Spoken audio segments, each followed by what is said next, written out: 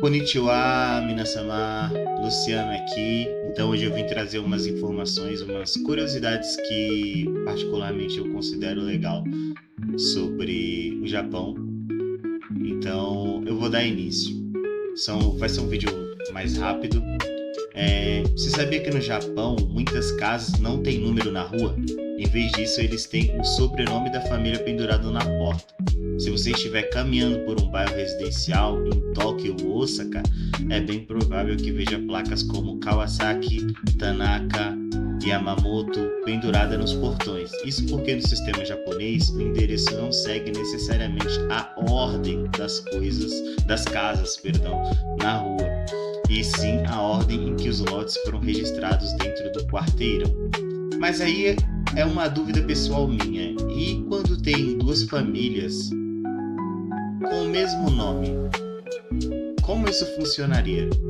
Se eu tenho dentro do mesmo bairro duas famílias que têm o mesmo sobrenome, não o mesmo nome, o mesmo sobrenome. Eu tenho duas famílias com poucos metros de distância e ambos são Tanaka. Como faria pro pessoal do Uber Eats entender fazer esse tráfego aí? Eu tenho essa dúvida, né? Por isso o sobrenome na placa funciona como uma segunda forma de identificação, muito mais prática no dia a dia. Acredito que sim também. E um pequeno detalhe que mostra como a lógica urbana japonesa é completamente diferente da nossa. Com certeza, considerado como o Brasil, basicamente tudo o que acontece no Japão é diferente. Desde movimentação de mão inglesa para o jeito que dirigimos aqui e tudo mais. Então vamos começar. Uma das curiosidades que eu gostaria de falar aqui com vocês é que gorjeta é ofensa, não gentileza. No Ocidente, aqui, no Brasil, nós normalmente damos gorjetas para os garçons e às vezes até isso já vem meio que incluso na sua própria conta. Mesmo que você não diga que queira pagar a gorjeta, você tem a opção de recusar, mas aqui no Ocidente, principalmente aqui no Brasil, onde eu resido,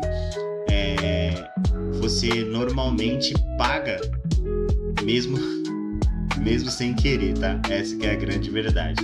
Deixar uma gorjeta é sinal de educação e reconhecimento por um bom serviço, aqui no Ocidente. No Japão é o contrário, deixar dinheiro extra pode ser interpretado como uma ofensa, como se você estivesse dizendo que o funcionário precisa de caridade para fazer bem o bom trabalho. Para os japoneses, o bom atendimento já é uma obrigação natural, não é algo que precisa ser recompensado à parte. Isso é muito legal. Então eles não acreditam nessa ideia de que você está pagando ali a mais por eles porque eles estão fazendo um trabalho a mais. Eles simplesmente estão fazendo o próprio trabalho. Esse aqui também é muito legal. Os trens se desculpam por chegar 20 segundos adiantados. A pontualidade japonesa é lendária e isso é verdade. Empresas ferroviárias já emitiram comunicados oficiais de desculpas por trens que partiram apenas 20 ou 30 segundos antes do horário previsto. Isso também deve funcionar para atraso, Mas se eles pedem desculpa por chegar adiantado, imagine atrasado. É uma questão de respeito com o tempo de cada passageiro. Um atraso de poucos minutos pode gerar um certificado oficial de atraso. Imagina, você chegar na estação e ter uma placa ou alguma coisa assim escrita sobre o atraso que ocorreu por 20 segundos, 30 segundos. Então realmente é uma pontualidade assim de absurda. Essa aqui é uma curiosidade das mais interessantes para mim. Dormir em público é sinal de dedicação, não de preguiça. Se você ver alguém dormindo em pé no metrô, cochilando durante uma reunião ou tirando um cochilo na mesa do escritório, no Japão isso não é motivo de vergonha. Esse hábito tem até um nome, inemuri, que significa algo como estar presente enquanto dorme. Isso aí são significados japoneses, tá? A lógica cultural é que a pessoa está tão exausta de tanto trabalhar que merece esse pequeno descanso. Aqui normalmente, aqui no Brasil, a gente vê as pessoas dormindo assim e tal, muitas das vezes pelo mesmo motivo. O pessoal tem que trabalhar de manhã e estudar à noite, fazer faculdade, então trabalha no período ali no pico normal e depois à noite tem que fazer faculdade. Isso sim deixa as pessoas cansadas e elas dormem nos trens, ônibus, isso também é normal, tá? Mais um. Quase não existem, esse detalhe acho que é conhecido mundialmente, né? Acho que todo mundo que já ouviu falar um pouco sobre o Japão já pensou sobre isso. Quase não existem lixeiras nas ruas, mas as cidades são impecáveis de limpas. Depois de um atentado com gás sarin no metrô de Tóquio em 1995, o governo removeu grande parte das lixeiras públicas por questão de segurança. Passada quase 3 décadas depois, então 30 anos depois, muitas nunca voltaram. Então as lixeiras não voltaram ao lugar. E mesmo assim, as ruas japonesas continuam entre as mais limpas do mundo. A explicação está na cultura. As pessoas simplesmente levam seu próprio lixo para casa. O que é muito legal, embrulhado em pequenas sacolas. Aqui a gente tem o exemplo do Rio Tietê, né? Onde as pessoas jogam o lixo simplesmente no rio ou em qualquer lugar que elas estão. Isso é bizarro de ruim. Falar ao telefone dentro do trem é quase um tabu. Enquanto em muitos países é normal receber ligações, inclusive aqui no Brasil é normal você atender uma ligação dentro de um trem lotado. Inclusive você está em um trem lotado com muitas pessoas, essas pessoas estarem com celulares na mão, na sua frente, quase te derrubando, também é algo muito comum aqui, tá? Lá não. No lugar do Japão, atender telefone dentro de um trem lotado é visto como falta de educação. Existem até avisos sonoros pedindo que os passageiros coloquem aparelho. Existe isso no Brasil? Existe também, tá? Isso não é exclusivo do Japão. Aqui é questão de respeitar ou não respeitar. E não é respeitado. Mais uma curiosidade, o tipo sanguíneo. O tipo sanguíneo é tratado quase como um horóscopo no Ocidente. Quase como um horóscopo, na verdade. No Ocidente é comum perguntar o signo de alguém para adivinhar personalidade. No Japão, essa mesma curiosidade existe, mas com o tipo sanguíneo. Qual é o seu tipo sanguíneo? É uma curiosidade que para eles fazem mais sentido do que perguntar: você é de Áries, de Sagitário, de Gêmeos? Qual é o seu tipo sanguíneo? Isso é muito interessante. Então, o pessoal quer mais saber o seu tipo de sangue do que o signo que você tem. Isso é bizarro. Existe até uma crença popular de que pessoas do tipo A, que tem o sangue A, são mais confiantes e sociáveis. Não existe comprovação científica nenhuma para isso, tá? Isso é apenas misticismo, né? Dá pra dizer assim, misticismo, mas que para eles funcionam na prática e funcionam no dia a dia. Então, eu também acho essa uma curiosidade muito bacana. Próxima curiosidade. Existem restaurantes e trens só para determinados horários e públicos. Olha que interessante. Então, existem restaurantes e trens só para determinados horários e públicos. Com etiqueta rígida de silêncio, muitos restaurantes tradicionais japoneses seguem regras de comportamento que raramente são ditas em voz alta.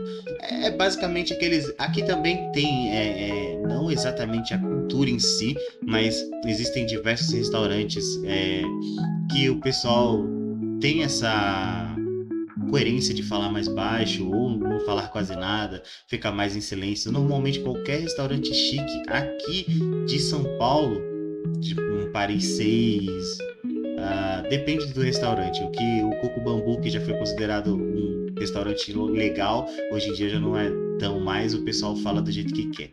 Mas sim, também tem isso, né?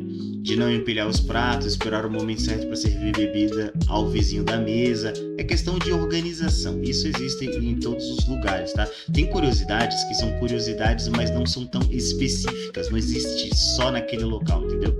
Mais uma. Existe máquinas de venda praticamente em qualquer lugar. Isso você pode ver em anime, isso você pode ver em séries, você pode ver em doramas. Realmente essas máquinas, elas existem em qualquer lugar. Um salgadinho, refrigerante, água. Tem até uns café especial, café gelado, café, tipo, você pode escolher entre café gelado e café quente dentro da mesma máquina, isso é uma coisa absurda. O Japão tem uma das maiores densidades de máquinas de venda automática do mundo, além de bebidas e lanches. É possível encontrar máquinas vendendo guarda-chuvas, ovos frescos, flores e roupas íntimas dentro de uma máquina de venda local de rua. Então é algo bem padrãozinho deles. Mais uma. Esse daqui também é conhecido por quase todo mundo que em algum momento da vida já assistiu um animezinho, ou assistiu uma série, ou um dorama. Os sapatos. Tirar os sapatos não é só para dentro de casa. Todo mundo sabe que no Japão se tira o sapato antes de entrar em residência. Então, antes de você tirar, você tem um cantinho do sapato para você colocar o seu sapato, tá? Isso já é dito há muitos e muitos anos, é uma cultura que, inclusive, em alguns lugares daqui do Brasil, ou a própria pessoa pode tomar essa atitude de fazer isso. Então, não é algo também exclusivo, mas que lá é seguido meio que a regra, né? Mas existe isso daqui também, eu já vi em algumas casas, algumas pessoas que fazem essa separação por fora. Então, ela existe também. Com relação a isso, então, dos sapatos é bem normal, né? Se tira o sapato antes de entrar em uma residência, mas esse costume vai além. Também é comum em consultórios médicos, alguns escritórios tradicionais, templos, principalmente templos, e até certos vestiários de escola. Normal. E existe um vocabulário inteiro para descrever sons e sensações. Isso é o que a gente chama de onomatopeias, tá? Na língua japonesa, riquíssima em onomatopeias, que vão muito além de au au ou miau, que seria o som que faz o gato e o cachorro. Existem palavras específicas para o som de chuva fina caindo, para a sensação de andar em silêncio. Então, o som que você faz é toki toki, o coração acelerar, né? Doki doki, entre várias outras, são onomatopeias, são sinais em formatos de sons que têm um significado maior, né? Então, eu consigo dar alguns exemplos aqui, como o de chuva caindo, para o brilho sutil de algo reluzente, até o desconforto de uma situação socialmente estranha. Essas palavras são usadas o tempo inteiro na fala cotidiana de animes e mangás. Então, aqui a gente tem alguns exemplozinhos aqui de onomatopeias. Então, são sons que nós emitimos, que os japoneses, na verdade, né, emite esse som e você consegue ter uma noção de que seria uma palavra, uma situação ou algo relacionado. Esse daqui é muito mais específico para o japonês em si, mas ainda assim é uma curiosidade muito legal, tá? E é isso, pessoal, por hoje é só. Me sigam para mais vídeos no canal, mais curiosidades, mais coisas sobre aulas. Voltaremos forte com o Hiragana. Eu sei que eu dei uma parada no Hiragana, mas aconteceu alguns problemas com o canal. Mas logo estaremos de volta. Mata né!